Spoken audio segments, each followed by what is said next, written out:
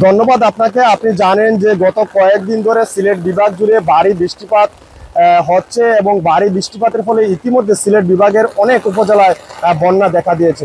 ইতিমধ্যে আমি দাঁড়িয়ে আছি মৌলভীবাজার জেলার জুরি উপজেলার জুরি নদীতে এবং সেখানে আপনারা দেখতে পাচ্ছেন যে অতিরিক্ত বৃষ্টিপাতের ফলে জুরি নদীর পানি ইতিমধ্যে কানায় কানায় পূর্ণ হয়ে আছে। আমাদের কথা হয়েছে পানি উন্নয়ন বোর্ডের সংশ্লিষ্ট কর্মকর্তা মোহাম্মদ জসিমউদ্দিনের সাথে। তিনি আমাদেরকে জানিয়েছেন যে জুরি নদীর পানি ইতিমধ্যে বিপদসীমার 90 সেন্টিমিটার উপর দিয়ে প্রবাহিত হচ্ছে। এছাড়া আমাদের কথা হয়েছে শ্রীমঙ্গলের আবহাওয়া অধিদপ্তরের সংশ্লিষ্ট কর্মকর্তার সাথে। তিনি আমাদেরকে জানিয়েছেন যে গত 24 ঘন্টায় 66.3 মিলিমিটার বৃষ্টিপাত রেকর্ড করা হয়েছে।